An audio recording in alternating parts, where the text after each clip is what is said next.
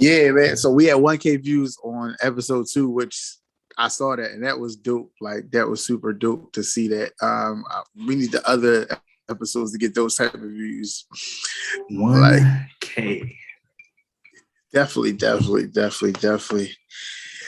Yeah, man. So it's been a good week. Let's get ready to jump into this pod. I see you got your drink in hand, and I got my water. I don't want my water. I want my drink, so I got my drink. There you go. There you go. So cheers to you today, and here we go to start to another good pod.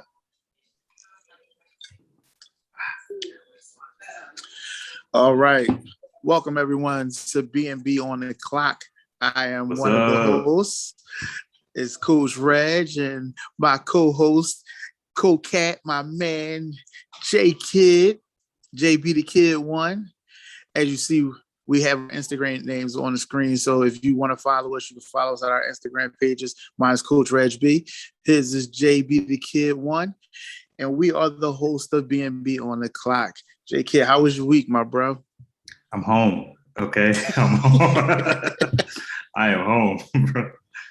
Yeah, I flew in to Frankfurt, Germany on yesterday. Okay. And yeah, but it just felt good to sleep in my own bed and not a hotel no more. But yeah. Man, but so far so good. I'm at work. I went to work today. I have a 4-day weekend. So my Friday is Thursday. So nice. That's nice. That's nice. Yeah, so my week was good. You know, I had a good week. I'm actually on vacation. I started vacation on Friday. So I'm on vacation for the next 16 days. So this has been, it's been a different, no work. I've been able to rest the shoulder more. So I was about to say that shoulder, man. That shoulder. Yeah, so they upgraded me to wearing a brace now. So I'm out of the sling for the most part. I still got to wear it at least for a couple hours a day, but I don't have to wear it all day long like I was doing originally. So that's good. Everybody here is good. We getting ready to go to Newport News, Virginia to go see family this weekend. We're gonna go see my uncle. We're gonna pop up and surprise my uncle this weekend. He doesn't watch the pod, so I can say this on there and he won't know. It's not that he doesn't watch, he's just older and doesn't understand how to use electronics like that. So yeah, he doesn't get the YouTube thing. But when I get down there, I will show it to him. But yeah, so me, my dad, and the kids are going down. My wife got to work all weekend, so she's going to, because she just came back from Miami last night. So she's got to work this week. And then next week, we go to Orlando, me and her take a trip to Orlando. So that's really a synopsis of what's going on in my life. And I see you back home with the fam, which is a great thing. Man, no more TDY. Came back. I have a whole 2-year-old at the crib. Like, right. That's crazy. That was crazy. Right. I was like, man, Matt, you got a whole little fro going on. You know what I'm saying? I was like, sheesh, I feel like I've been away forever, So first, we want to start off the show by doing a rest in peace to Biz Markie, and a rest in peace to Frankie, Keisha Cole's mom. Biz was a hip hop legend who paved the way for a lot of rappers, and he was just an overall great artist. And sad to see him pass like this. Even though it had been going on for a while now, they were saying that he was getting ready to pass, and just still sad to hear that Biz is gone. And Frankie was a shocker. I believe it was an overdose, they said on all reports. I think it was. I don't think it was. I hate to say like this, but I don't think it was like on purpose. Right. I think it was, but it was an accidental overdose. I think she was celebrating her 61st birthday. Yeah. I think it was her 61st birthday. Yep. And like you said, it's real sad. I'm a little bit younger than you. So the first time I ever seen Biz Markie on the screen was when he did Men in Black. Okay. And I didn't come to find out, first of all, that's what he was beatboxing on the movie. Didn't know he was a beatboxer type person. Yes. And then I forgot what movie. Once again, another movie, and it was playing "Oh Baby You." I didn't know that was him. So So That's I the remember classic. like legit Classic. somebody was telling me that's Biz Marquee, and I was like, but me being the younger generation, to come to see a lot of my people or people I grew up listening to, that was their favorite person, one of their influence. That means like he really had an impact on the hip hop community. Like I Yeah. said, it's just real sad as far as Frankie. Everybody that watched the Keisha Cole like reality TV or whatever, you knew like Keisha and her mom's like personal struggles and how she gave her up for adoption, how they reconciled. It's just kind of sad because I think Keisha on Instagram or something like that was like praising her recovery or how she was getting better or whatever. And Right. then you got, I don't know, man. She just accidental overdose, but yeah, that was pretty sad. She had to comment it, by the way. I've been on her Instagram looking because I seen it on Daniel Booby Gibson. I seen it on his Instagram first. Right. And I was like, oh, shoot. Yeah. It can't be the Frankie. It can't be the Frankie I'm thinking about. I only know one Frankie. Right. It ain't Frankie. Right. It ain't Frankie Lee and Frankie Beverly amazing though. So. Right. So yeah, so I just want, hearts and prayers go out to both families. This is that's just sad. But moving on to our favorite topic to start with is always sports. We start with the sports. We're not just a current events or so we talk about everything. So sports is where we always start at. We like to get that in and out the way so we can get to the more pressing issues that people want to hear us talk about. So we're going to talk about sports, and we're going to start with the NBA Finals. So my prediction was completely wrong, and I can say that. I had Suns in 6, and I don't know who to blame right now because it still should be Suns in 6 because they should have won Game 5. You got the ball in the last seconds. You have your best player with the ball, even though I feel like the ball should have been in Chris Paul's hands. I believe they should have ran the same action they should have been running, which was the pick and roll action that they had been running all game long, which set Book up for the shots that he was getting. Hear me out. When Book hit that 3, it came off the pick and roll action. It literally came off the pick and roll action between Ayton and Chris Paul. So they ran a pick and roll with Book coming off a flare screen. If you run that again, Book gets the same exact shot. You ran that multiple times where it worked. I didn't like putting Book and ISO right there. I felt like they should have stayed with what had been working for them because it had worked perfectly. So you don't go away from what's working to try to go ISO where now everyone knows Book is getting the ball in ISO. That's the other part to this. So you go ISO, they wall up with PJ and Giannis. Book gets trapped, and then that frees up Drew to come in and make a great steal. Like, that was the problem I had with that situation because Book took the ball way too deep in the lane. There should have been a pull-up after he got off his hip. After he got PJ on the hip, he should have been pulling up. That's the coach in me, and that's also understanding basketball in me to see that's what should have happened. But I'm gonna let you go on this, and you get your point because you're the Kobe guy, and you go this whole take the ball Mamba situation and blah blah blah. I'm not trying to hear that though. We're trying to win the finals here. Nah, not even all that. All right, so I'm gonna make it real simple. I feel like we don't give Budenholzer the credit that he deserves. When Drew Holiday and Chris Middleton had that one bad game, like everybody was like, "Oh, see, this is what I'm talking about. They don't show up. Giannis he needs more help or whatever." And then all of a sudden, Giannis is like, "Give me the ball and move out the way." You came on the show, what it say is either this week or last week, or the week before. I mean, and you had said if he keeps on dropping like 40 or being dominant, not even necessarily 40, just being dominant. Being dominant. It is real. Do you know that dumb spin move that Giannis does about 27 times a game is unguardable? But I like that fact that he does it because legit. You know why it's unguardable? He takes the biggest steps in history. Like, and it is crazy because like he could go from the 3-point line to the rim and two whole sets. Like it's unreal how he's literally that long. Like he is. Yo, listen, he's been dominant. I've taken nothing away from Giannis. He's definitely the Finals MVP. I'm not trying to hear the Chris Middleton talk that people are trying to say. Like I've read it all online. Chris Middleton should be in the running because how he's closing games out. Well, you're not getting to the closer unless you get to what Giannis is doing in the first three quarters, which is dominating the game. And then Giannis closed out game 5. Yeah. If you really think about it. Yeah, he did. He closed out game 5. I would honestly say this is what my prediction was when the series started. I am a big fan of Jrue Holiday. I'm a real big fan of Jrue Holiday. I was mad the Sixers traded him. So even though that started the process. Let that go. You gotta let that go. So you gotta understand something. Me as a Sixers fan, hear me out. I want you to hear this. I never wanted to trade Jrue Holiday.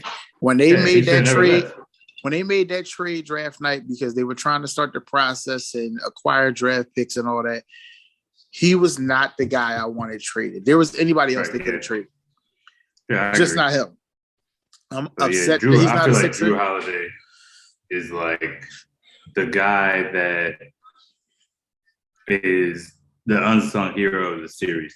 Because he took up, like, after he had that bad game, I don't remember. I'm trying to remember what game it was. He had a bad game. He had a bad game, game 4.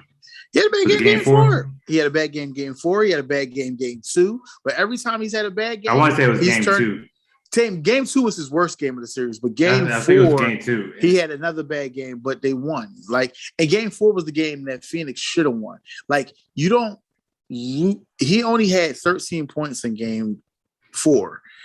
I'm more concerned about his intangibles, like his defense, his tenacity. Right. That's why I'm about to say he's that dog that you kind of need on that team. Especially if he was running Chris Paul and Devin Booker or whatever. Yeah, he's that. Like you need guards. Because I ain't gonna hold you. Chris Middleton can't guard nobody, bro. As much as we love his offense, he can't play no defense, bro. But listen, I think Chris Middleton been balling in this series. Like I give him offensively, he's a beast. I need my defense though. That's the thing. Like, right. And I think remember we started it off. I was like, hey, Chris Middleton's going to have to step on. I'm not even concerned about Chris Middleton's offense. Like he's an all-star for a reason. Like he has offense. You know what I'm saying? Like he has offense, but the fact that he can't defend. And it makes Jrue Holiday turn up, and then Giannis is going to be Giannis. Like I kind of expect I thought their Achilles heel was going to be freaking Brook Lopez. I can't stand nobody that wants to be 7 feet. Go ahead. Go ahead. You got to say what I said. He can't play in the pick and roll. All he do is shoot threes. He doesn't rebound. Right. Like this. Listen, I don't understand it, but they keep him on the floor, and he has not been the weak link that I thought he was the weak link in games 1 and 2, but they figured it out how to use him. And that goes to my statement that Budenholzer, I feel like deserves a little bit more credit because it was the time when I was like, all right, Budenholzer, like you still ain't figured this out yet. I think Budenholzer has definitely outcoached Monty. Monty he's been able to get his guys to lock in. But I think Budenholzer's strategy has been way better. He's outcoached him. And I didn't think I would say that about Monty because I like Monty as a coach. I think Monty's one of the best. He's one of the better coaches, but he's definitely been outcoached. And it's showing more and more in this series how their defensive matchups have changed, how at certain times you got Jrue guarding either Chris or then he might switch off. Whoever gets hot, that's who Jrue goes to guard. So if Chris is hot, then he's guarding Chris the limit that. If Book gets hot, then he goes to guard Book and limits Book's hotness. Like Budenholzer has done it the right way. And then what he's done, which was really good, was he put Giannis in the post and let Giannis go to work against DeAndre Ayton. Put Ayton in foul trouble. I'm about to say, and my shooters are shooting. Right. That's what was the key. I hate to be this guy, but that's how all of LeBron's teams are built. Yeah. You know what I'm saying? You got LeBron, and he'll post up, give me my shooter. Pat Connaughton, that is my dog. Pat Connaughton's been lights out. Like, I thought they really would miss Dante DiVincenzo, the former Villanova player. I thought they would really miss him a lot in the series because his defense and how he shoots. I thought they would really miss that a lot. But Pat Connaughton has stepped up. He's been really great. He's made countless open shots. PJ Tucker has made his corner threes. PJ does what PJ does. He walls up. He plays solid defense. He takes some fouls that are questionable, but he's played very well too. Like I said, their role players have played the game. The thing about Game 6 that's going to be important is can Phoenix role players step up on the road, like just like Milwaukee's did in Phoenix last Game 5. If the Phoenix role players step up, like if Cam Johnson steps up, like I think Cam Johnson probably should be starting for them over Crowder, but you can't because Crowder does so much more than what Cam does now. That's it. I'm about to say you. But I definitely think Cam Johnson needs to be on the floor because he's their best He's been their best shooter in this series. I ain't gonna lie. I need the game plan they used with Mikal Bridges throughout 27. Can we get that back? That was flawless. That's what they need. Plus.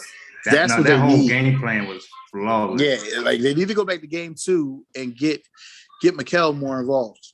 Yeah, I definitely agree with that. That was kind of key. But you're right. I feel like Phoenix bench has to step up. If everybody's shooting shots, CP you're gonna have like 14, 15 assists and like 16 points. Yeah, and that's all I need. Like 4 rebounds. Yeah, 4 rebounds. That's the stat line I need. That's what they need.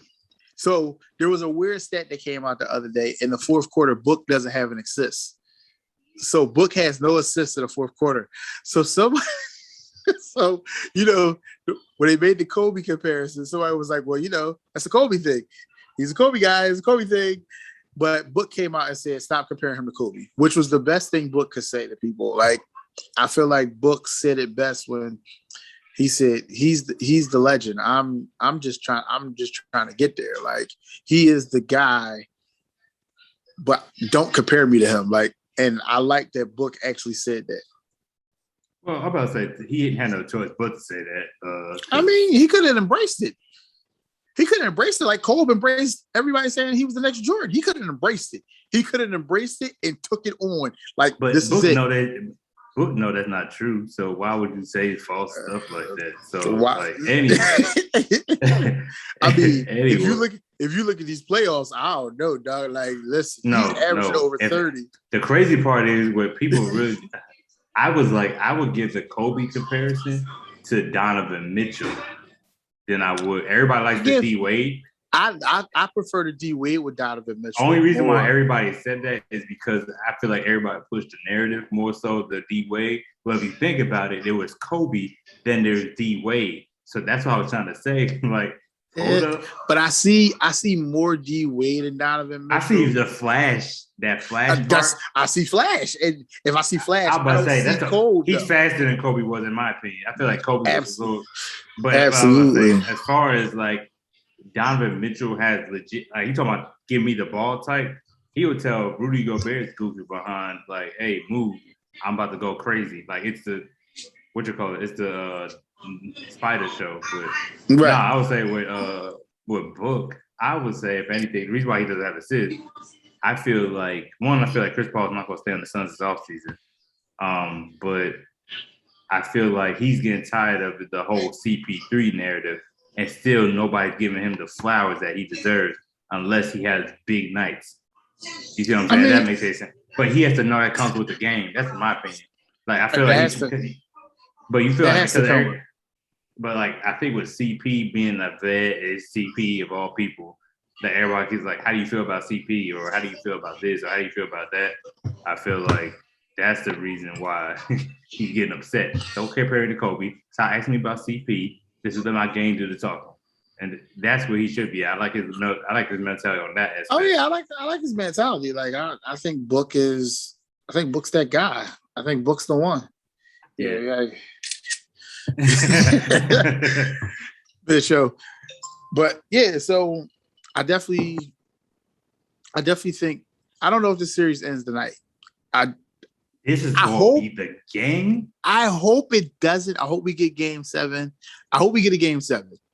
I just don't know. Game 7. I just don't know. I think Giannis is going here and with the fan. They're They're at home. Yeah, I'm about to say at home. The crowd is Hey, don't let be Kareem lit. show up. Hey, don't let Kareem show up. Right. And, They the all big O, coming. right? They all coming. Yeah, they coming. Hey, They coming. They coming. I want to go to Milwaukee right now. So I think it could end tonight. I definitely think it could end tonight. I don't want it to end tonight. I want a game 7. As a basketball fan, I love my game 7. I'm a big fan of game 7. A game 7. Like I want a game 7 now. I wanted it to end in 6 for Phoenix. I did. I was saying 6 in Phoenix all the whole time before the series started. Remember, I was saying Phoenix in 6, and it's not going to be Phoenix in 6. But I'm hoping for a game 7 because I would like to see a game 7 in Phoenix because their fans have been their fans have been rocking. I'm gonna say, as too. a Lakers fan, personally, I'm gonna say it's funny because I didn't know Milwaukee fans were like that, right? But I knew some fans were crazy because of the whole Steve Nash and Amari Stoudemire days. Right. Like I'm about to say, I knew how they get down or whatever, but I think the surprise for me is the Milwaukee fan base. That was like one of the ones that kind of caught me off guard. Like I like it. I like the vibe. I love the fan base. Yeah, I definitely was loving that. So definitely feel like hopefully we get a game 7, but I can see this thing I'm itching to get to this AFC East because I want to hear some takes because you had a bold take when we talked about our NFC East, and now we go to AFC. So I'm ready to get into this joint. So moving on, we're gonna table Team USA to after football. We're gonna talk. But real quick, before we move on to football, who's your pick? You got the Bucks winning or the Suns winning tonight? Go. I still got the Suns tonight. Yo, I'm riding with who I've been riding with since the series started. Okay. I'm taking the Suns tonight. Who you got? I'm changing my pick. I did say Suns in 7, but I'm saying Bucks in 6. Ooh. All right. That's where we at. I'm taking the Suns tonight. I'm hoping we get in game 7. He's going Bucks in 6. That's where we are. So I think it's good. We're going to table Team USA. We're going to put Team USA after we talk AFC East. Okay. So let's go right in. And we're going to talk about the Olympics too and all this. Like COVID stuff? Yeah, we're going to talk about all that. We're going to talk about the coronavirus and how they're not going to have fans and all that. We're going to talk about that too when we talk about Team USA because Team USA has some issues inside of there with coronavirus. So we're going to talk about all that. Moving right along, we're going to talk about the AFC East and we're going to give our predictions for that division. And we're going to talk about our pros and cons. You know, the division that New England and Tom Brady used to run. New England is still there. Tom's not. Tom's in the AFC South with Tampa Bay for the second year coming off of a Super Bowl win. So now we're looking at this AFC East, and this is probably one of the more balanced divisions in football if you really look at it. Quarterback play-wise, you got Josh Allen, Cam Newton. You also got the backup behind Cam Newton that everybody's going to love, the kid from Alabama. Oh, yeah, my boy, Matt. I wanted you to say that because you're an Alabama fan. He pulled his phone out. I'm about to say, I'm going to say it's Mac Jones. Yeah, it's Mac Jones. Mac Jones. It's Mac Jones, yeah. Mac Jones. You got Tua, another Alabama product, player for Miami. And then the Jets, yes, sir. They got, who did they draft? They drafted, trying to look at my phone real quick. I can't remember his name. Zach Wilson? Zach Wilson. Zach Wilson, look at you. Yeah. Okay. Yeah, they drafted Zach Wilson. Yeah, Zach Wilson. Yeah. So I had to put a photo. I do this like so yeah, they drafted Zach Wilson. Yeah. So we're gonna see the kid, Zach Wilson. He's probably gonna be day one starter for the Jets. I don't have the Jets. I hope so. Yeah, but I don't who's they? Yeah, I don't know who their backup is. They traded Sam Darnold to Carolina, which I think when we talk about the AFC South. We go NFC South.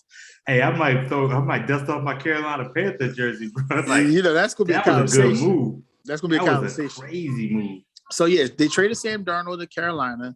They drafted the kid Zach Wilson at 2. You still have Josh Allen and Stephon Diggs, which I think is the best tandem in the division. I think that's the best tandem in the division. I think Buffalo probably has the best defense in the division, with New England right behind that. I'm about to say, the only reason I agree with you on that part is because all the big players on the league sat out last year. So I want to say, did Stephon Gilmore get hurt or he sat out? Yeah, he got hurt. Stephon Gilmore got hurt. Yeah. And then they got a couple linebackers on the Patriots. So like, I just want to see if they shake that rust off and they get back to the Patriot way. Yeah. I think Patrick Chung retired, didn't he? The safety. I think so. I think Pat Chung retired, but I think they got are the McCourty twins still in the NFL? Did they retire too? No, the McCourty twins are still in the NFL. Okay. But I think the Patriots defense is going to be what carries them. No. I don't know if Cam is ever going to get back to old. I love this conversation. I'm a Cam fan. I'm biased, so I gotta say this. I feel like Cam didn't have an off season to understand the playbook of the Patriot way, because there is a such thing as the Patriot way. As much as people don't want to say it's a Patriot way, it's a Patriot way, and I feel like Cam didn't have one of those like full off season. He didn't know the audibles. When he got to the line, he knew the one audible. That was it. Streaks. It was like playing Madden. So I was like, with Cam and his like God-given ability, just to run, like that's a fact. I feel like with all said and done, I feel like he's gonna be, if not the best, top 2, top 3 best running quarterbacks of all time. That's like without a doubt. But yeah, absolutely. I think the kid is going to push Cam. So I think they drafted Mac Jones for a reason. Oh yeah, he's the next up, but Cam got the spot. I think Cam is the starter, but I think by week 6 or 7 we might see Mac Jones. Yeah, if Cam gets hurt. If Cam don't get hurt, man, Cam hungry. Listen. Right now. I believe you. I believe that Cam has a point to prove. I believe that you could be right in that, but I also think that the Patriot way requires a different style of quarterback, and it doesn't require one that can run. I believe it has to be somebody that sits in the pocket, who stands tall, stares the gun barrel down, and throws darts. I mean, if you look at who the offensive coordinator for the Patriots is, Josh McDaniels. Are you gonna play Josh McDaniels, the most coveted offensive coordinator in the NFL? Game plan about Cam Newton. Let's look at who his quarterback was for all those years before Cam got there, and who won them Super Bowls. And everything I just said is what that man does. He stands in the pocket. I promise you. I just want you to hear me out. I promise you. No, if Tom Brady had wheels, you don't think Josh McDaniels would have said. Okay, but he built the plan and it worked. It'll work. And look at what Mac Jones is. I want you to look at what Mac Jones is. Oh, Mac Jones got wheels. Let's not act like he don't. Mac Jones can run. He ain't got Cam Newton wheels. Like who does? He ain't got Mike Vick wheels. He ain't even got Jalen Hurts wheels. I was about to say, bro, I ain't gonna lie to you. He ain't fast, but he are like an Aaron Rodgers. He can move. He's more like an Aaron Rodgers. Yes, he can move. He's like Aaron Rodgers. I'll say that. But again, we talking about Josh McDaniels, who knows how to win with a quarterback who can stand tall in the pocket. Cam ain't standing tall in the pocket. Cam getting out of there. Mac Jones will standing. I'm telling you. And they like the way this kid looks already through off-season OTAs and all that stuff. The reports out of New England is he looks great. He looks like he fits. He fits the Patriot way. He accepted wearing number 50 instead of having a quarterback number. All the stuff that you want to hear from your rookie.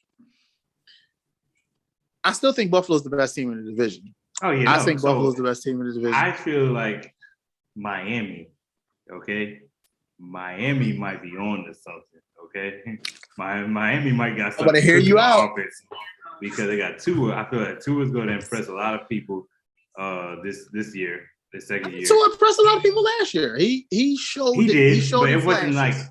Yeah, I'm about to say it was more like flat. I feel like he's gonna be a more consistent, and he got my boy Jalen Waddle. Okay. Yes. He got Devontae Parker on the other side. So he got some receivers. So I feel like offensively, Miami not looking too bad. Yeah, he got some receivers. Josh Allen and Stephon Diggs in that offense period. I feel like they should be in their rightful place, like as division leaders. I think like Josh Allen was an MVP candidate at one point last year.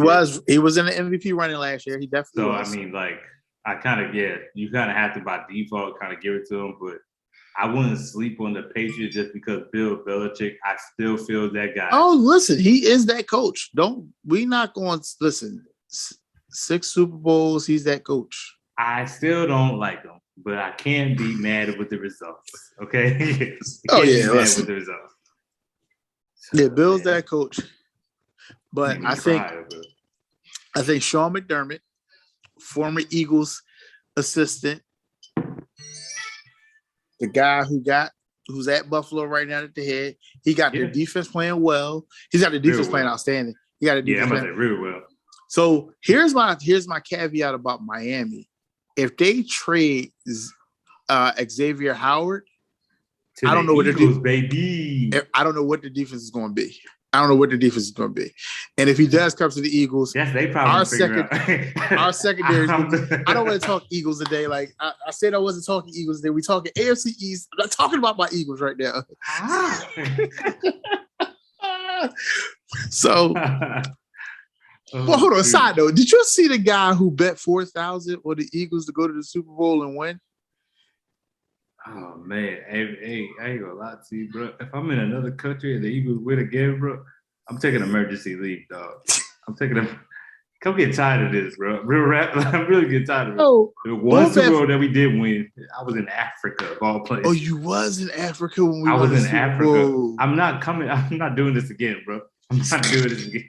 The good luck charm is going like, hey, Jamar, make sure you out the country so the Eagles go win a Super Bowl.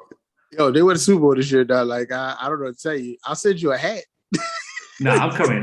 Forget all that. I'm coming, bro. Forget that. Eagles make it to the Super Bowl. Y'all heard it here first. I'll make sure I'm in the States when it happens. I don't care where I'm at. In a bar in the States, I don't care, but I'm in the States, okay?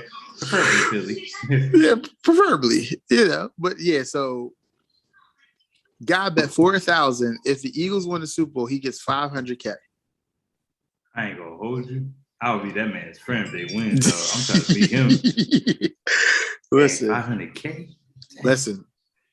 I mean, but not to talk about the Eagles. We still talking Eagles. I said I wasn't talking about the Eagles, and that was just a topic that just popped in my head when we started saying that about Xavier Howard. But I think if Miami does trade him, their defense changes a lot. I also feel like Miami offensively could be really, really good, but I just think Buffalo is solid. Buffalo. I think Buffalo is more solid. All they were missing, as you can see last year, was a wide receiver, number one wide receiver. Yeah, and they got it. So, they got it. And listen, I think that was literally the only piece they were missing. And I like you said, Sean McDermott did a great job. But to go on the Jets, though, I feel like Zach Wilson is going to impress us a tad bit. I kind of watched a few of his games where he was with BYU a little bit. He's my sleeper rookie of the year pick. Yo, he's my sleeper rookie of the year pick. If we talking rookie of the year sleeper picks right now, he's my sleeper, even though he's number 2 pick. He's my sleeper because I think that they're going to give it to the guy who won. Trevor Lawrence. I think Trevor Lawrence is going to get it no matter what. I think no matter what nobody does, I think Trevor Lawrence he's going to have that. I'm gonna tell you why Devontae Smith on the Eagles is going to win the freaking rookie of the year. But we'll talk AFC South another day because I want to talk about Urban Meyer and his decision to come to the league. So we're going to talk AFC South maybe next week or the week after because I do want to talk NFC South as well. Yeah, we got which I think is probably one of the best divisions in football. And I think that's one of the best divisions in football. Yeah. But back to the AFC East, I definitely think that he's one of those sleeper picks for rookie of the year. I think Josh Allen is going to be in the MVP talks again. Yeah, I'm about that. I think Miami will be a wild card team, and I think the Patriots will miss the playoffs. I think Miami will be a wild card team. I got the Patriots finishing 3rd in the division. I got the Jets finished last. I got Miami finishing 2nd and being a wild card team, and I got the Bills winning the division and maybe making it to the AFC Championship. Okay. I like the Bills a lot. I think they're going to be strong. I think another year of Stephon Diggs and Josh Allen with a real off season. Yeah, I agree. Listen, I think that's going to be dynamic. So yeah, I can't really honestly. I can't really argue like how you placed everything. Bills won. Yeah. I'm about to say it depends. No, Jets last. Okay, so Jets last. It really depends on the Patriots. If I like the Patriots, if they can, because now Cam doesn't have any excuses. So Cam goes out and he's on fire, right? He has the only thing he doesn't have is receivers. That's the thing that's killing me. That's why I agree with you. Third from the bottom, or the second from the bottom. No weapons. No outside. No weapons. Yeah, and I'm like, that's the thing that's trying to kill him. Shout out to the boy Jacoby Myers though on the Patriots. He was like the only receiver that was healthy. Right. But if they have, I don't know, their defense is gonna have to carry. He said they'll have to carry them. Yeah, and then who am I missing? I said Jets. That's it. Bills number 1. Miami. Yeah, Miami. I just like because I feel like Jalen Waddle. He is a good wide receiver. He's a difference maker. Devontae Smith. Devontae Parker. I said Devontae Smith. Devontae Parker. I feel like he's nasty. He's nasty. Yeah. Oh, they got different makers. They got difference makers at wide receiver. receiver. Yeah. So I agree. But like I said, we'll see. I always like put a question mark on the Patriots ever since Tom Brady left. Cause I just wanted to find out what their identity was without Tom Brady. I tell you what game I am going to watch though when Tom Brady goes back to New England. I'm definitely watching that. I don't care how long I got to stay up. Okay, I am watching. That's a game I must watch. I'm watching that. Yeah, I'm definitely watching. I'm looking forward to that.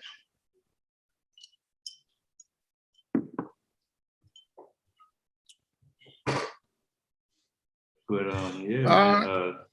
that was our take on football. Reggie, I feel like you have a topic you would like to discuss real quick. Yes, team. People know. We are going to talk about the Olympics and Team USA. So there's multiple topics with Team USA I want to talk about. I want to talk about the women's team. I also want to talk about the 2 women players who tried to play for Nigeria who got denied, which is Nneka Ogumiloro and why do you laugh? Bro, you actually know how to pronounce that, bro? Yes, bro. I was in there like Akuna Matata. I didn't know what to say, bro. Hey, yo, that's great. You're the only person I've met that know how to pronounce her last name. Oh, I just call her Nneka, bro. Hey, so we'll just go with Nneka. But yes, I do not pronounce her last name. I'm a big fan of Nneka. I think Nneka is one of the best women players in the world, and I don't understand how she's not on Team USA. We're going to talk about that. We're going to talk about the men's team, their replacements, the people who they didn't choose for replacements, and we're going to talk about their struggles still, because they're struggling still. So let's start with the women's team, who took a loss in the All-Star game against WNBA All-Stars. And it wasn't even some of the best around the world that played. I mean, Candace Parker played, but you had Miss Cam Page, who was probably the best big in the WNBA. She didn't play, who plays for Team Australia, who actually is not playing in the Olympics now. She withdrew for mental health reasons. And then you have the women's team itself. Like, I'm not used to them losing. I'm not used to the Team USA women's team losing a game, losing anything. I'm not used to them losing. So that was a shocker right there. And then he lost to Australia without Australia's best player. So you had them lose to a WNBA team. Then you had them lose to Australia. I'm kind of shocked how the world has caught up to American basketball, men's and women's. The world has caught us. So see, that's where you're wrong. Okay? Oh man, here we go. The world hasn't caught up to. First of all, TUSA, okay, USA is the most Basketball is us. That's our sport. Okay, we put other people on. Let's clear that up. So we're always going to be better than everybody else. However, we're in a different generation. I feel of. All right, we feel like this. When was it 08? Was it 08 when they lost a men's basketball team? And then 2012 redeemed. Yeah, right. Mm-hmm. Are we sure? Yeah. No, 04 is when they lost. That's when they had Vince Carter jump over dude. So 04 is when they lost. Redeemed team is 08. I thought redeemed team was 2012, but okay. And then what do they call 2012? That was the anniversary of the Dream Team. I thought that was the redeemed team. So what they call the 08 team again? Because they had to redeem, they lost. They had to redeem that loss. That's why they called it a redeem team. I forgot what they called the 2012 team, but they called it something. Anyway, I would say that if you look at it, at least from my generation, obviously didn't watch it in '96 and 2000, none of that. But when I first watched it was when they had the redeem team or whatever. Of course, when Vince Carter jumped over a boy in 04. It was a big deal. That's when they still had Timberwolves, KG on the team, on the USA team. But to me, that was like, okay, whatever. But we got Kobe, LeBron, Shaq. I mean, you had all the big stars that are begging and beating down the block. Now you have people like the big stars, like they got Brian Gabin. Shout out to LeBron for filming Space Jam and saying F the USA. You was right. You was right. 2008 was the redeem. You're right. You're right. Bro, I know I was right. I played with them on 2K. 2K never lies. Okay.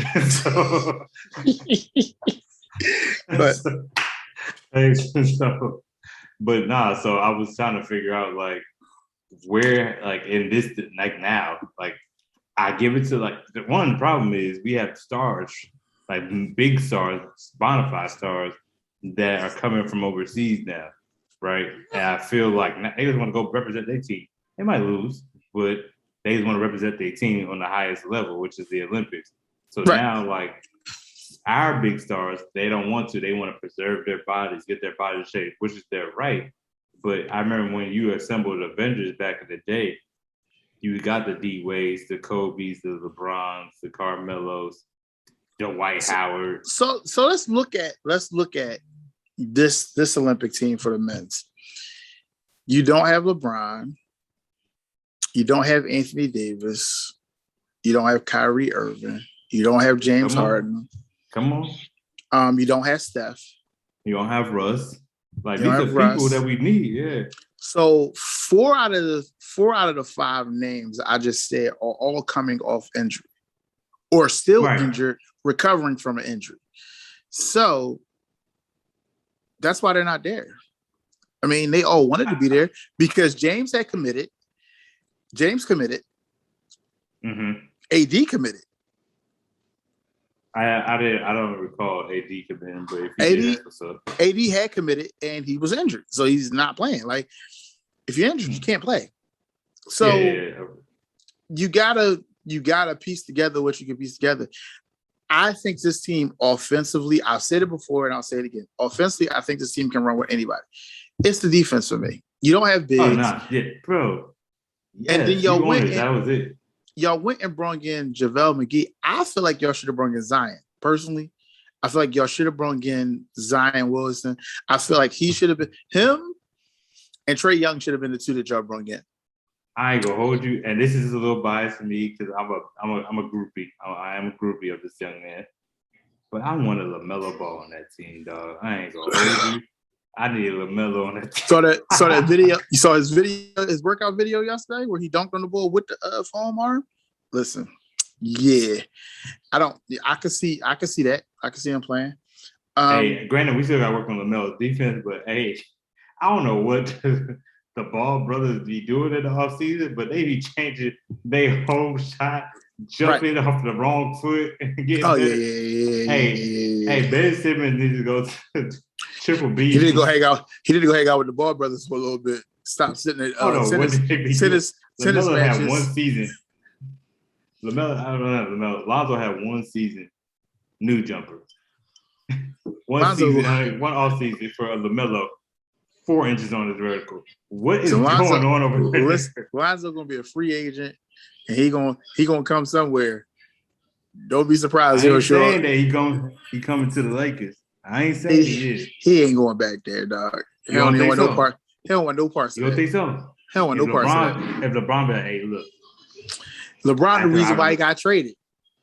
No, you seen him on the shop. He said LeBron was so the shop episode kind of told how everything was. Hey, I guess LeBron had sent him a message. Nah, real rap. LeBron sent him a message. It's like, hey, whatever happens, just know I got mad love for you. I respect your game, whatever. Right. And then he was like, Lonzo said he thought LeBron traded him because he was like, he seen on Twitter that he got traded. Right. He did. Hey, yo, that's funny. And so look, and then everybody in the shop was like, LeBron traded. He was like, nah. He said he found out that as he's right. They offered them separate packages. They were trying to keep Lonzo and get rid of Kuzma first. Mm-hmm. I didn't know that. I thought and then they traded remember the one trade they wanted everybody and they said no. Right. So that last trade is when they were like, all right, Lonzo and Brandon Ingram, whole bunch of picks, and they found the ticket. Yeah. So that's what it was. But it was funny that he was like, I thought LeBron traded me. All right, let's get back on topic here. Let's get back on topic. So yeah, Team USA men's. I'm worried about their defense. I don't think they can. Again, they're giving up so many points. Like they're giving up so many points in the paint. I get the JaVale McGee pick. I get the JaVale McGee addition. He's size. He's a rim protector. He runs rim to rim. I get it. Like I get it basketball wise. It makes sense basketball, but he's not the best guy at that. Like there's other guys you could have went and got. Like to be honest, y'all could have got DeAndre Ayton because DeAndre Ayton is a dual. He's a dual. Well, Devin Booker. Sorry, yeah. Devin Booker. Middleton. But I don't think of DeAndre Ayton though. Why not? Have you not watched this series? Everybody keeps on saying what you. I'm looking at your. Have you not watched this? Have you not watched these playoffs? Hold on. Real rap. I'm a question. When you think of shot blocker, who the first people that cross your mind? I mean, you can't get Joel Embiid. He's not American. So let's leave that alone. That's a Philly fan talking. But anyway, you can't get Rudy Gobert. You can't get Rudy Gobert. He's not American. Okay. Let's try again. Hey, you can't get Joker. You can't get Joker. He's not American. Hey, first of all, he's not a shot blocker. I don't think a shot blocker when I think of him. So who you think about? Who you think about? Miles Turner. Okay. Everybody sleep on Miles Turner. Yeah, I do. I sleep when you think of shot blocker or whatever, you shot blocker, go down the list of it's just shot blockers, and then you like, but I'm with you. Like you go down, Rudy, boom, Joel. So yeah, I give you a point, but I'm like, you want to go down, you can find somebody that just that. That's why I was like, I didn't like the JaVale McGee because your top bigs. Yeah, your top bigs are all foreigners. Like your top bigs. I agree. Yeah, absolutely. Yeah. Man, so you can't look at none of your top bigs in the league and be like, oh, I'm gonna take him. I mean, you can classify DeAndre Ayton as a foreigner, but he has dual citizenship, so he could play for either team because he's never played. Which goes into what I want to talk about with the women's side of it and their dual citizenship and why they are not being allowed to play for Nigeria. So we're gonna talk about that. But DeAndre Ayton is a dual citizen, so he can play on either team. He wasn't asked to play on Team USA, which I think, because Jalen Rose made this point. Jalen Rose made a great point. He said when they first selected the team and they selected Kevin Love, why not select DeAndre Ayton over Kevin Love? Which came back to backfire on Team USA because you selected Kevin Love and then he wasn't even in shape and had to back out. Like he didn't back out because of COVID. He backed out because he wasn't in shape and couldn't play at a high level. And he said that. So why was he even selected to begin with? Like, I don't want to use the race thing and be like, it was a race, like, because Jalen Rose said it was a race thing. And me and Jay a lot of times agree on a lot of things when he says it. I'm not going to say it was that. I'm going to say you wanted a name, and Kevin Love is still a name in this league. Like, he's still a name. But he wasn't the guy I would have selected. I would have either selected, like I said, Zion was the guy who I said from the beginning should have been on this team. Another young, athletic big, yeah, Miles Turner is one that comes to mind. He's definitely one that comes to mind. I can't think of because they already got Bam, who I think is undersized for the FIBA game.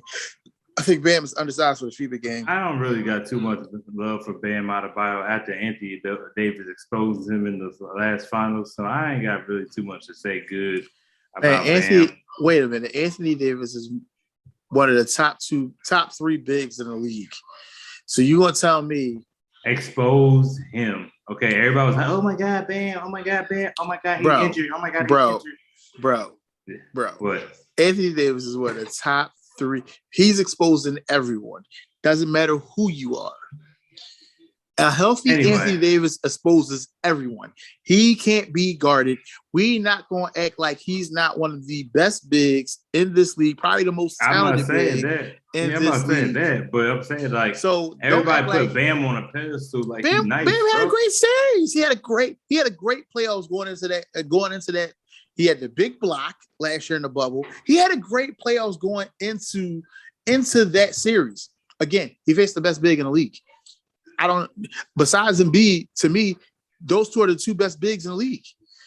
To me, I see your face, you Laker fan. I said it again. I honestly say this is like trying to be unbiased as possible. I feel like Embiid, when healthy, is the best big in basketball. There's not a slight on what you call it. I just have a thing for old school centers. So when you add that, and you can actually go in the post or whatever. Listen, like, healthy got like 4 moves. But granted, unstoppable. He got like 4 moves, and B can hit you with about a XXVA. He got the whole package down there, bro. Like he got the whole package down there. Healthy, Embiid is the best center in basketball. I don't care what anyone says. You can go find whoever you want. You can go get whoever you want. Healthy, that guy, unstoppable. Right, listen, and he showed it this season when he was healthy. Exactly. If he would have been healthy in the playoffs, I don't think the Sixers lose. I don't think the Sixers lose to Atlanta. I don't think they lose to Atlanta. I'm still tripping. I don't. But it's also and see, look, don't get started. Don't get me started. You mad all over again. We're not doing that. I'm not talking that guy. Listen, I'm not talking that guy because listen, if you know Sixers just need to make this deal happen. I don't care where he goes now. At first, I just wanted Dame, and all I wanted was Dame. I take CJ. I take whoever else they trying to give up. Listen, man. I just need him going. Like, I need that headache going, especially after watching the 2 young kids, the 2 rookies, both, and they personal workouts looking like they getting busy. Isaiah Joe and Tyrese Maxey. Like, my man can go. Like, Ben can go. Like, we got guards. Like, I'm cool with what we got. Like, I'm over the Ben Simmons experiment. The process was a bust. I can admittedly say, because I was a process fan, it was a bust. Hey, Ben Simmons, the process is not over, bro. Y'all got we got Embiid. He is the process. He is the process. Yeah, that's what I say. The process ain't had nothing. Y'all got lucky with Ben Simmons because he fell into all that. But and again, I feel like we should have kept Markelle Fultz, and people are not going to like my take on that, but I'm going to say it, and I said it. Thank you. And listen, I'll say it 1,000,001 times. I've been saying that. So I was like, they're gonna mess up with that one. They messed up on that one. But back to what we were talking about, Team USA. We keep getting sidetracked because we get other topics in the middle of. But Team USA, I'm really worried that they're not going to win gold. I don't think they're going to win gold. I would be surprised unless they figure it out defensively and they figure out better rotations. And I also blame this on Pop. Like, and it's crazy because when you look at Coach K's record on Team USA, he was 75-1. He's 9-5 as the head coach of Team USA. He's got 5 losses already. It's a lot of losses for Team USA. We are supposed to be the most dominant basketball force in the world. But once again, that's what I'm saying. Like we said, I'll take the injuries. A lot of our stars are injured. But, like, the team that was assembled ain't it. Like, that's what I was – if you show me that, like, okay, that's good for maybe an all-star game. Right. As an all-star team. It's an all-star team. It's not but it's not. It's not like when you had Kobe, LeBron, Melo, and prime Dwight Howard. They might need to go call Melo and get him back on the team. Man. I said that. Don't give me Melo. They might need to call Melo. Melo don't play no games when he's in the Olympics. But that's what I'm saying. Like, yeah, I definitely think they need some help. So let's talk about Team USA women's basketball. So Nneka and I believe her name is Elizabeth. I want to say her name is Elizabeth. The two women, their parents are Nigerian born. So they have the right to play for Nigeria. But what the Olympic Committee and the arbitrators said yesterday was that because they have played for Team USA, especially Nneka, who played for Team USA, I think 2 times so far, they're saying that she is not eligible to play for Nigeria. Well, I mean, because she played for Team USA for multiple years. Yeah, I mean, I agree with their statement on that. Like, she shouldn't be eligible to play with Nigeria because she has played for Team USA multiple years. It's sad because she should be on Team USA. 3-time champion, I believe, league MVP, president of the league. Like, Nneka has done so much for the game of women's basketball. She definitely should be on that team. Like, when you look at their roster is pretty solid. I mean, Sue Bird, Stewie, one of my favorite women players, Stewie's she got the best nickname, and she's Stewie. I mean, hey, look, great part is that's how I know her. I don't even know her by her real name. I just know about Stewie. Right? Brianna Stewart. I do know her name is Stewie. Her name's Stewie. Yeah, Stewie.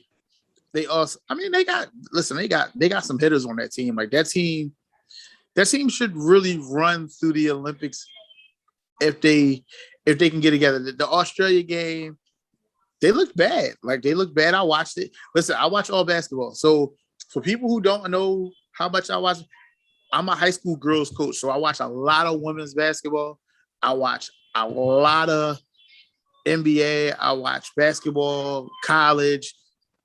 I watch high school. I watch AAU. I watch it all. Like, I'm around. So I'm always in the mix of watching basketball. So it's just what I do.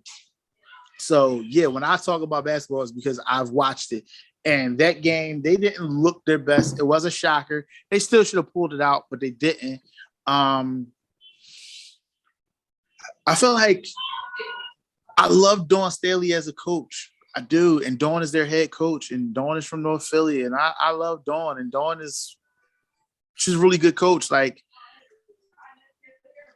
I just feel like this team, I think the women's USA team is in better shape than the men's USA team. I think they need more time together because they're coming from playing separately in their season going into the Olympics, where the men have had time off and probably should have took an earlier training camp than what they did. So the women are going into the Olympics coming straight from their WNBA season, which they're still in, which is on break until the Olympics is over, so they can continue and have the rest of the season in playoffs and their championship. So the women they need a little bit more time to gel. I feel like they'll get that in these exhibition games. They'll get that in the practices leading up to it. And I believe they'll be fine and they'll probably win gold. And that would be that. I think that team is well suited to win gold, unlike the men who I think are a little undergunned defensively. I mean, offensively, you got Kevin Durant, you got Tatum. Discussion. You got Kevin Durant. I just want Kevin Durant. You got Dame. You got Dame. You got shooters. You got scorers on that team, and then you bring in Devin. You bring in Chris Middleton. You bring in Drew Holiday. You just don't have bigs. Like, you're going to be like when you face Greece, they got Giannis. Giannis is going to bully ball it. Hey, my favorite team though, man. The team to probably be on the look about is Slovenia with Luka. That team's pretty nice. Listen, and they got size. They're not small. Yeah, I love They that. not That's a small. good team too. They not small, and Luka not small. Like I think dudes, Luka is too. different. Spain is not small. They got the Gasol. They got the Gasol. Listen, Team USA just barely pulled it out against Spain the other night. Man, They in an exhibition game, they barely pulled that game out. They had to rally. They was down like 12. Yeah. So again, like I said, like the big thing is like you giving up way too many points in the paint. Y'all give up threes, but the points in the paint y'all giving up is my biggest deterrent on the whole thing with them. Yeah, but Team USA Women's, I think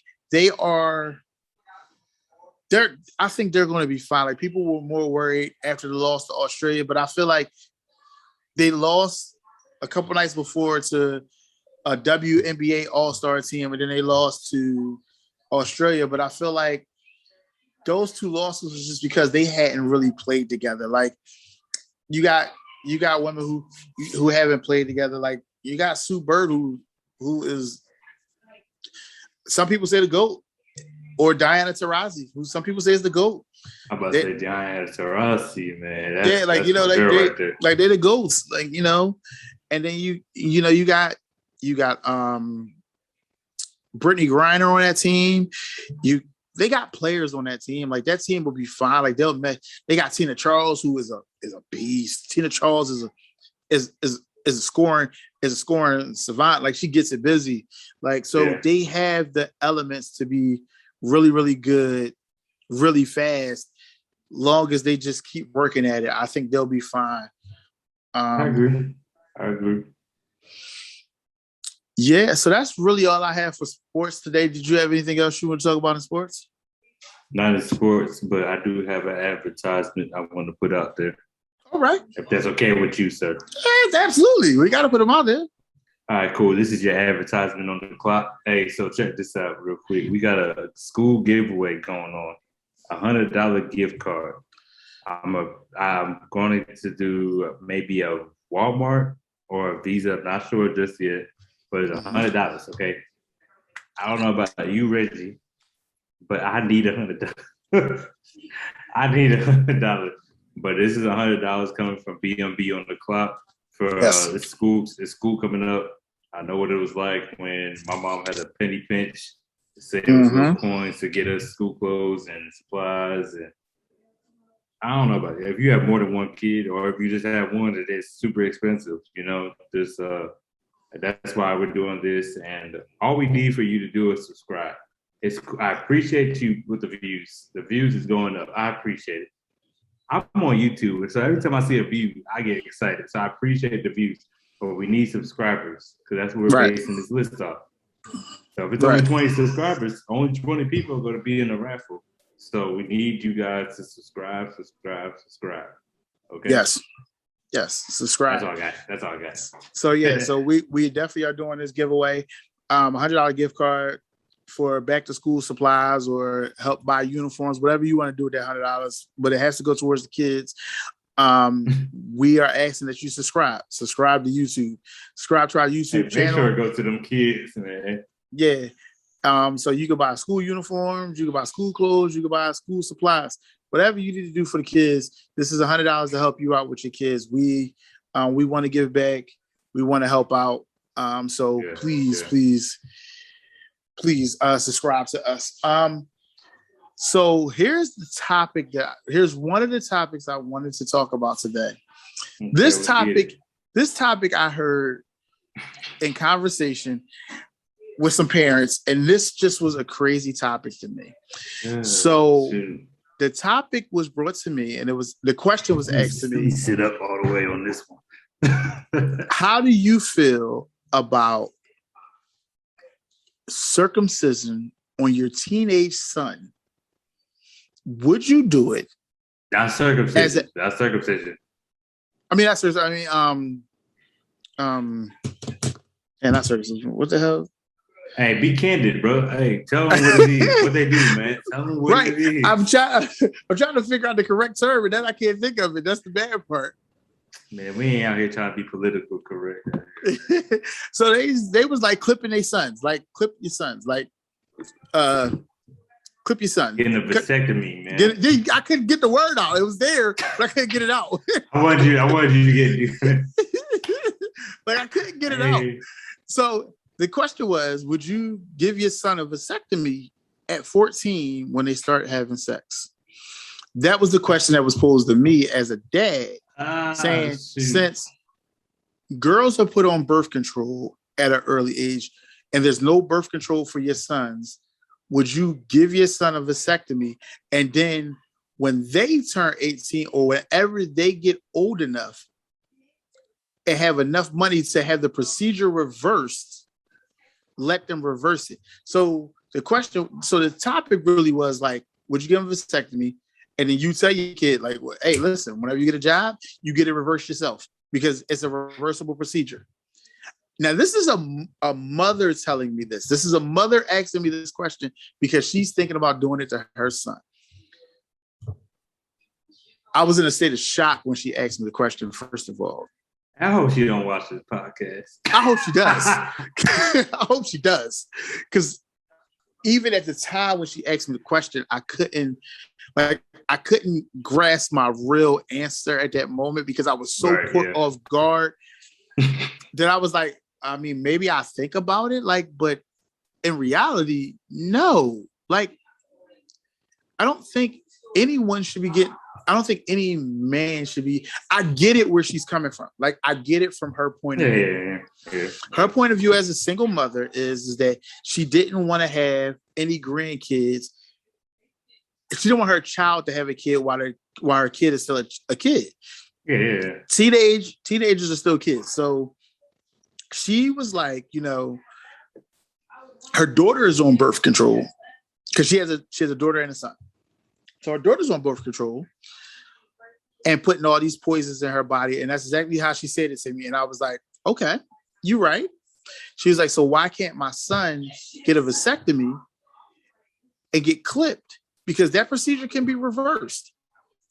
So why he can't have a vasectomy and have a form of birth control so I don't become a grandparent before I'm 40? And I was like, oh. I mean, it makes in some terms it makes sense, but in reality, like, is it something I really want to put my and her other thing was that it's only a 3-day recovery time, so he wouldn't be out of service for no longer than 3 days.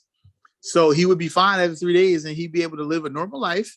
He can still have sex. He just can't have no babies. Your face says it all. Go ahead. I'm gonna let you touch this first. Hey, so if you watch this video, I want you to pay close attention to what I'm about to say, okay? If males could take a pill, we would. That's the statement. That's it. Just like that. If we could take a pill, it would be so much easier. Can you imagine us taking Plan Bs? Like, put that, that's all we gotta do. We get them motherfuckers like, boy. I was saying, like, we be. So, like, the female anatomy, right, is different from the male. So, like, for y'all, for females, you could put this little thing in your arm. You could take birth control pills. It's easier for y'all. For males, I feel like it's a tad bit more difficult. I'm not gonna put an adolescent under the knife just because you're scared of your kid going out and producing babies. In all essence, talk to your kid, raise your kid the right way, and we might not be having this if you scared that he could go popping off baby. What does that say about your parenting skills? I hate to come at you like this, but like, bro, like, you need to cut off their jewels as they got the money, but they don't make. So let me ask this question. I'm gonna be devil's advocate for a second because I like where you went with that. So I'm gonna be devil's advocate for a second. So I'm gonna say this. You do all the parenting in the world, right? Mm-hmm. You had good parents, right? So I'm asking you this question. Yeah, good parents. Yeah, good parents, right? Mm-hmm. Was you a virgin all the way up until you got married? No, right? Exactly. but I knew how to pull out though. I was taught that. So again, her point is you take away the roll of the dice. You take away the Russian roulette. So she's taking away the Russian roulette. That's what she's saying. She's saying, I don't want. Yeah.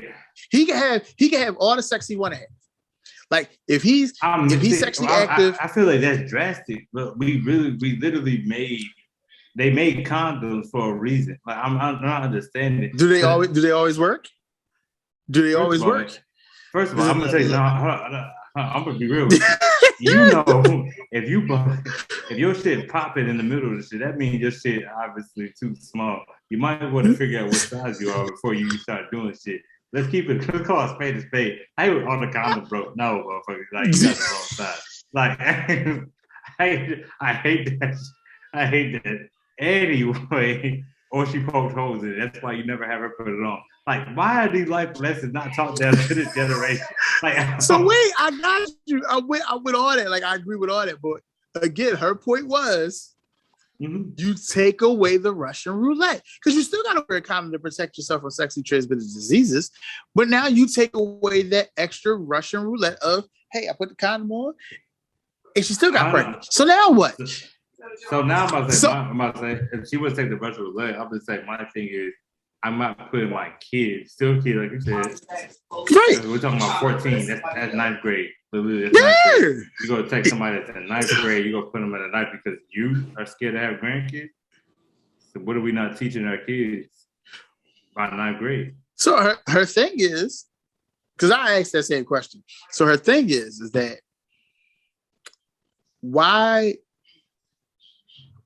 Because that's another mouth to feed. So now, let's say you don't do it. Something happens. Girl ends up pregnant. You gotta now you gotta help a kid figure out how to feed a kid. How many 14-year-old dads you know? Ooh, I've known a lot. So to answer that question, I've known a lot. A lot of my friends had kids at 14. Their kids is 20. Oh, your friends 20. Some hoes, bro. Like, they kids at 14. They kids in their early 20s now. Like, yeah. They had kids at 14. I don't know. Like, as far as a dude, anyway. I have never met anybody had a kid at 14, I think. Yeah. 14. As far as males. So I've seen females. Like females, yeah, I've seen it, but they always mess with an older guy. It was I got some homies who date. But I'm about to say I might have met one. And I can't maybe think of the person off the top of my head, but it's so, like, let's see. I feel like at 14, it's kind of one of those, you just starting off high school. Yeah, you're curious. You see all these different girls. Yeah, man, listen. No, trust me, I get it. Because little known fact, Jamar lost his virginity at 14 years old. So I get it. Okay, you want to put that out to the world? You want to put it out to the world. You want to share that, okay. So I get it. I get the fact, like, but at the same time, like, I feel like I was always taught, like, hey, like, I was scared of freaking STDs. I was shook, right? You understand, like, bro, I was shook. Like, so, like, the whole strapping up thing was a big thing for me, regardless. Now, granted, even though I love my virginity at 14, it was a bad experience. So I would have to wait like a couple more years later down the line. We'd run it back. We'd try again. But at the same time, I was just shook at STDs, but I remember strapping up as a male. But I had, like I said, the male figures and my mom. She was always telling me, like, hey, if you're going to do it this, do that, do third.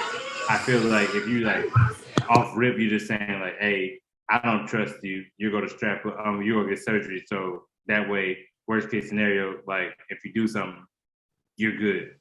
Like you're taking that, like instead of teaching like, hey, blah, blah, blah, you just like, I don't trust you off rip. And you just go ahead and put your kid under the knife. That's why I don't agree with it. Yeah, like, so I didn't agree with it. I mean, I thought it was drastic. I thought it was very drastic. Pretty much. Thought it was maybe overkill to an extent. You have to allow children to be children. And I feel like this is taking away the child element in your child and making them into an adult way too early. That's a grown person surgery. Yeah, like, you know, like I thought about having that procedure done because I don't want to work out them kids. So, so you know, I love the ones I got, but I'm ready. I don't want any more. Like, I don't want to add to this great family of ours. Like, I'm good. Man, look, it is what it is, dog. Yeah, fuck that. God's will. Fuck that. I gotta check it in the savings. The way my shit set up, it ain't fucking in God's will for that shit. Like, I'm telling you that now. I gotta check it in the savings. Hey, yo. And that ain't it. Funny. That ain't it. Shoot. So yeah, that like, was all conviction right there. You said that joint with conviction right there. Yeah, like no.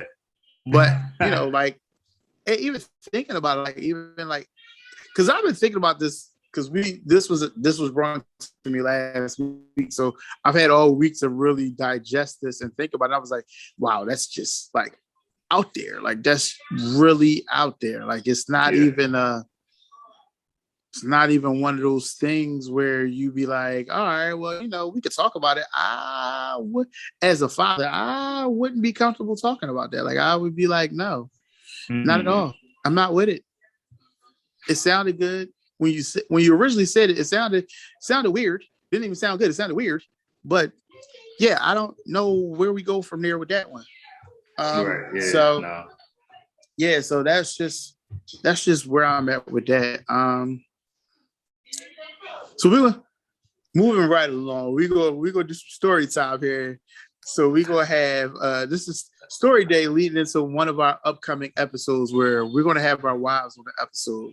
So today we're gonna talk about how you met your wife. Mm-hmm. So Jamar, you want me to go first, or would you like to go first? You can go first. I love hearing this story. Go ahead. So, the story of how I met my wife. So, most people know I used to be in a motorcycle community. I used to ride motorcycles, and I met my wife, I want to say almost 10 years ago in passing. Like, we met in passing, seeing each other out. We never really conversated anything. She was in a relationship. I was in a relationship. So we weren't even looking at each other in that way at the time. Fast forward 5-6 years, we're on Facebook. We added each other as friends. We weren't really talking. Like I would like a picture here, she would like a picture there. Like typical. You just see somebody's stuff, you like it. One day I made a post on Facebook, like after I got out of my relationship with my daughter's mom, and I was single, and I was hating, like I would write statuses every day about how much I hated love and I didn't want nothing to do with love and all this other goofy shit because I was really upset and fucking angry. So I made a post about drop a picture of something that would make me want to jump in your inbox. So she drops a picture. And I didn't take it serious at first. So I commented like, hey, so I went ahead and was like, hey, you dropped the picture. So I guess I got to comment and drop a question in the inbox. So how are you? And she's like, how are you? And from that led to us inboxing for a couple of days, like talking back and forth. Then it ended up us exchanging numbers. And then we set a date. So our first date was at her family's event. Like she had an event she had to go to with her. It was for Chauncey, actually, I think. It was either for Chauncey or for it's for one of the cousins. So she had this event she was going to. I came. So what she did was Mom and them was sitting at one table on the other side of the room. She set me at this other table with a bunch of people I don't know against the wall in the cut. So she would bounce between tables. So she would come back and forth between tables. And like she would go talk to Mom and then she would come back over and sit with me for a little bit. And we chop it up. And that's how our relationship started. Like we started, that's how it actually started. And it started all from a Facebook post. And, you know, we've been going strong ever since. From that day, we've been inseparable. Like from the day we met up at that event, we've been inseparable from that day. And that's my best friend. That's my love. She's my everything. She drives me crazy some days. She makes me extremely happy some days. But it is what it is. It is what it is. It's all what comes in being married and working. And you know, when I proposed in front of my whole family on Facebook on Christmas Day. Sugarfoot. My man he was in town. Hey, yo, that was crazy, yo. The Hey, yo, surprise. shout out. Hey, Reggie was stressed as heck that Listen, day. Y'all should have seen him. Hey, he's a leading up goofball, to right? me, So y'all know him. He's a goofball. So he was dead serious for like 3 hours. Like he wasn't saying, he was in the kitchen cooking.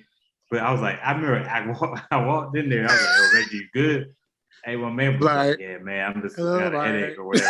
I was like, all right, word. You know what I'm saying? Like, all right, cool.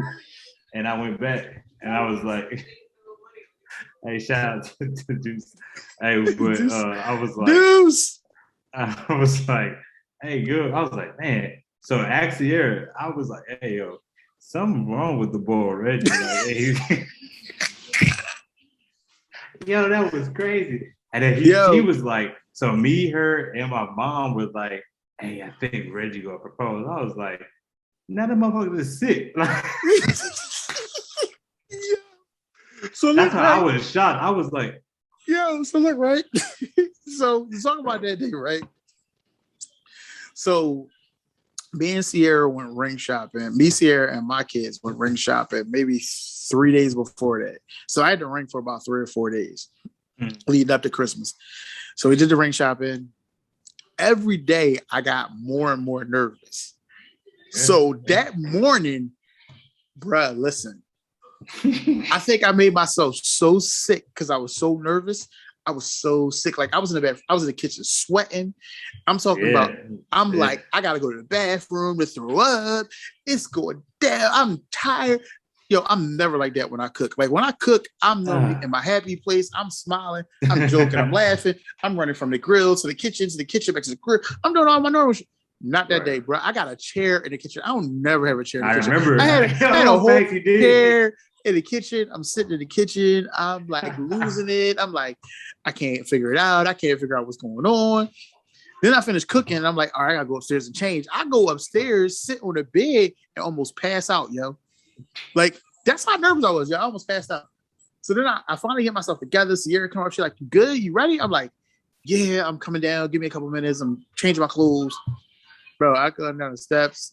I see all y'all. And then I'm like, oh, shit, like, this shit real. Like, hey, you got her good, though, because I think she was, like, making a plate for somebody. Or making no, she was cutting the turkey. Oh, cutting the turkey down. Yeah, so she's cutting the turkey down. And I'm sitting there and I'm gonna get a speech at the table. It's mom's birthday. So I got my whole speech planned out. Everybody come in. Yeah, we need everybody come in. You know, I want to thank everybody. When you said that, why Sierra and my mom look at me like, I told you. And I was sitting there like, this is really let me get my phone out, bro. Like, hey, that was great. So yes, I do the speech, you know. I did the speech, thanking Mom, happy birthday to Mom because it's her birthday, and I want to make an announcement to everyone here, and I get on one knee, and this motherfucker looks at me like, wait, what? Yo, her reaction was the best though, because she was like, she gonna look around the fucking room like somebody else said shit. She was like, he was like, hey, can you tell? He said, hey, can you tell the real quick? She's like, okay, right. Hey, yo, that joke was crazy. Like, that was funny. That was crazy. Yeah, man, so and then we had this fucking crazy ass wedding and reception that people still talk about, asking me to run this shit back, which we actually thinking about running back too. We actually thinking about running our reception back one more time for y'all, but I still know when. But we talking about it. Maybe when Jamar gets back across the fucking water, because Jesus Christ, you missed the fucking wedding. I don't want to talk about that's like, honestly, in the 10 years I've been in the Army, legit, that's probably my top 5 moments. Honestly, because like I had planned on, like, me and Chuck, believe it or not, Chuck was gonna take me, he knew a suit guy. Right. Chuck knew him. And so I was like, hey, Chuck, like, we had planned about this already. And if you remember, I don't know if Tasha told you, but I had freaking went to the I had asked her when I was like, all right, this is when the wedding date is, blah, blah, blah. Mm-hmm. Like, hey, right. if y'all need me to be a groomsman or whatever, I'm down. At the time, right. Like, I remember I had put myself out there because I had planned on being there anyway. And then I Right. remember hitting up Chuck right before. I was like, "Hey, give me the dude's number, whatever, so I get fitted for the suit." And I'm just gonna boom, I'm gonna Mm-hmm. surprise y'all with the color I'm gonna wear, whatever. Boom. They were like, "Jamar, you going to Africa?" And I was like, "That's crazy." I was BZ. like, in the middle. I was like, in the middle of football season. I'm gonna be going for Tasha and Reggie's wedding. I'm missing that. And it was crazy. Eagles won the Super Bowl. Y'all got married. That was Mm-hmm. the Right. worst deployment ever, bro. Like that was the one time I was homesick. Like I was mad. That was like the worst ever, Right. bro. I was like, That was man, worse for you. that was Yeah, that hurt. was worse for you. Yeah. Man. So let's talk about you and how you got with my good cuz over there, Smiler.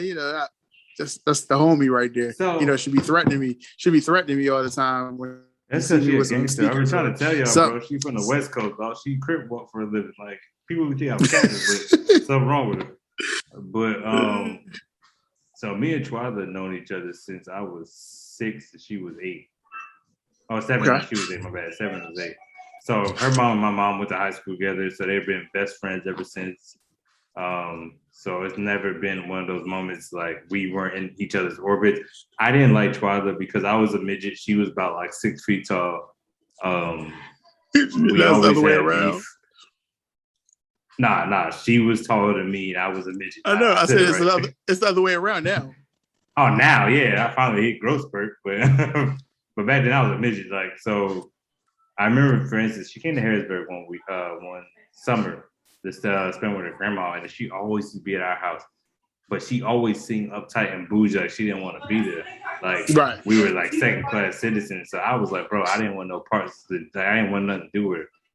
So fast Okay. forward, we grow up, we adult. Granted, we kept in touch. Everybody, we grew up. We say what's up, whatever. We always been friends on Facebook, so that wasn't an issue. I get in the army. I get stationed at Fort Irwin, California. Her mom used to reach out to me like, "Hey, come to my house for Thanksgiving," and I was like, "Bro, like I ain't seen you in about like 5, 6 years. Like, no, like it was like I'm good. Like I'll just go out get drunk with my boys. I was fine. Like it was Right. kind of awkward. Typical army stuff. Yeah, I was like, we go Thanksgiving like at somebody's house and we get to turn up, whatever. Pretty sure we at the Ave Maria's, I ain't with it. Uh-huh. So but yeah, I'm about to say legit. I remember one time she did invite me. I actually planned on coming, but the car I was driving broke down and I had to turn back around. So I couldn't go, but we actually did plan to link up. But I would say 2017. My mom, shout out to Helen. She posted that it's something about me, and then in the comment section, she was like, Twyla had commented, and mind you, I haven't seen a name like Twyla pop up in a long time. Mm-hmm. So I was like, oh, I remember y'all. So what's up, Twyla? I ain't heard from you in a minute. And then my mama said something like, hey, you ain't ready for my son. And then she had commented like, hey, no, he ain't ready for me. And I was like, well, shoot, Dad, what's up? Like, put your number in the witcher, like, shoot me a shot. Like, you know what I'm saying? What's up? Right. Hey, so then she was like, I said, you for real? Hit me up, or I said, I'll hit you up for real. And she was like, yeah, just hit me up. So I sent her a message in her inbox or whatever that we just started talking. And then I don't know if I think I went on leave. Like we had started talking like on a serious tip. I got her number. We started texting or whatever. And then I went. Matter of fact, I came home. Still texting or whatever. And then I had her pick me up. I needed a ride from the airport. Some reason my ride flaked, and I was like, I need a ride from the airport. The crazy part is Twyla's sister had just passed, like I think the day before. And she was in Vegas at the time. I flew into Vegas. And she was like, well, I can give you a ride back to base. And I was like, hey, don't you need to be around your family? Sister dude just passed away. Like, you know what I'm saying? Like, care about it. She's like, no, I can't give you a ride. So I was like, dang, I said, this girl I've been talking to, legit, like her sister just passed away and she still wanted to give me a ride. I was like, dang, that's love right there. So I was like, dang, you know what? I might need to make this official. I said, you don't really get that kind of person. She might be feeling me just a tad bit, I can't be stupid. And then it solidified it though. She bought me a pair of LeBrons. She bought me a pair of LeBrons. And, always seals the deal. Oh shoot, that's a fly. I thought it was something else. Okay, my bad. Hey, I'm mad it's gonna be on camera. But anyway, we started dating after that. It kind of sucked though because like when we got like really like dating or whatever, I got deployed. So you got deployed to Africa, right? Yeah. So all that around that time. Yeah, a lot of stuff happened. Yo, Africa really sucked for you, yo. Yeah, it was tough. It was tough. But yeah, we still talking or whatever while I was deployed, and when I got back, we kind of picked up where we left off, and then I knew. So at this point, she had been loyal during like the dating phase.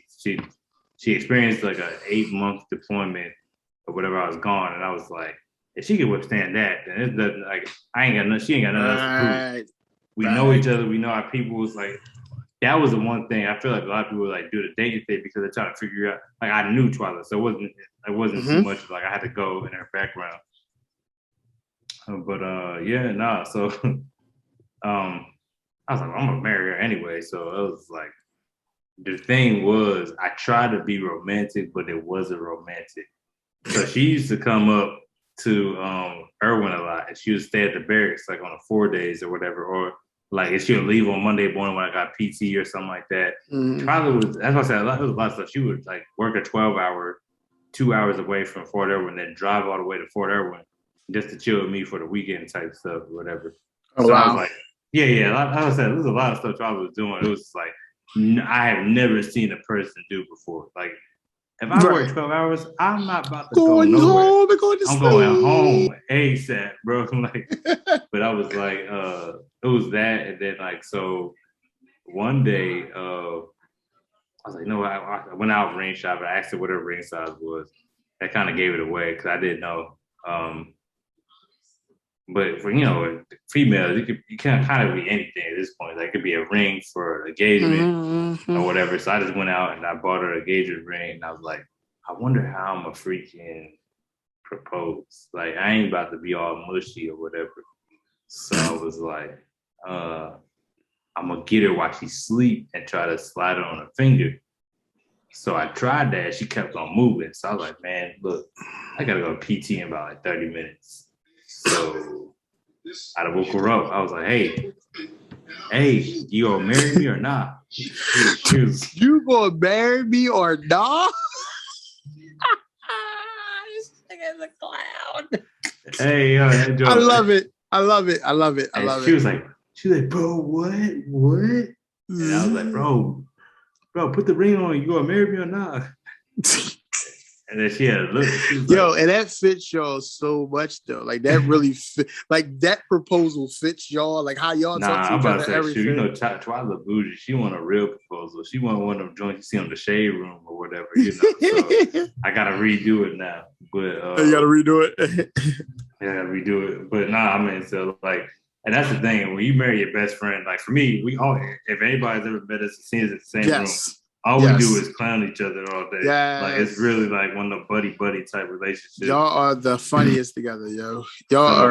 I love being around y'all. Like where we are all together, especially when we all drinking. Y'all make us seem normal. Like let's clear the air.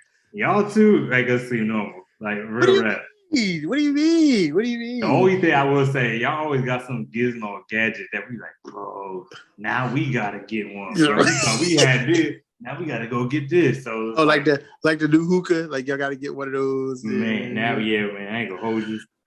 That might be in the next episode or two coming up, bro. Cause like I also said, I'm waiting on this extra money supposed to be coming in. As soon as I get it, bro. I got my website. I gotta save it on my phone, bro. I've been ready to on the cart. I was like, man, but I mean, like with her, it was just like it was everything was kind of easy. And then like for me, I've been like single, obviously, I had no kids. So she had 2 kids from a previous relationship.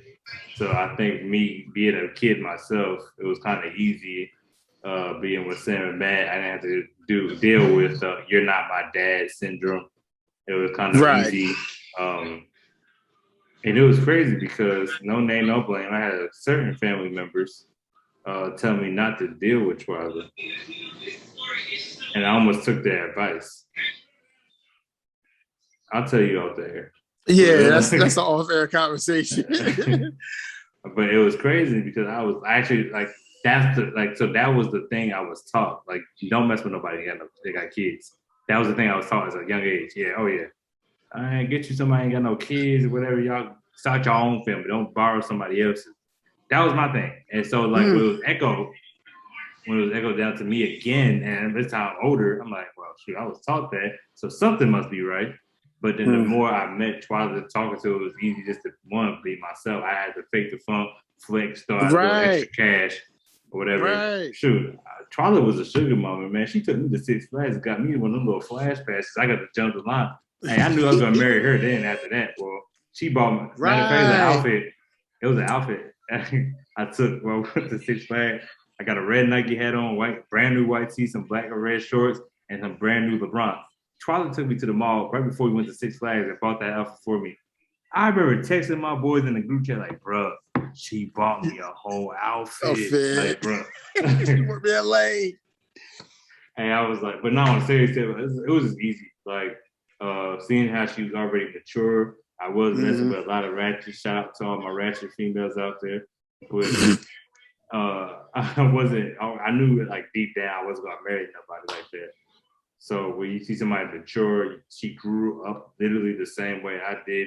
So that whole equally yoked thing, hate to get all biblical on you, but you know, that's the thing. Like that was one of the things you look for. And I told her, I wasn't settling. At the end of the day, I wasn't gonna settle. Right. Just because you look good, don't mean you're the one or whatever. Right. It's got to be more than that. Yeah, I'm about to say, more than that. You gotta be able to build something with. Like, I'm not really out here just looking for somebody to be like, oh, that's you? Oh, congratulations, nephew. Nah, I need somebody to be like, dang, that's y'all? Like that. Yeah. All that going on. Yeah, it's a little bit different. Yeah, that's y'all. Oh, shoot, bro. I like that. You got the Lambo sitting out front. You got the 7-8 bedroom. Like, that's the stuff I was looking on. And I got to build that with somebody that has the same mindset, mentality. So I think that was, and she was a Laker fan.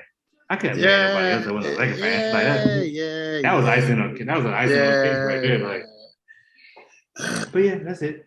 That's my story. Yeah, thanks for sharing that last part. So, you know, we're like an hour 45 minutes. We never want to go more than that. We don't want to drag this out, but we do have some upcoming topics. We're going to talk about why do people in the military always have to travel back to see family and friends? Why not family and friends travel to them? That will be one of the topics in the coming shows. We also going to talk about family. We're going to talk about siblings.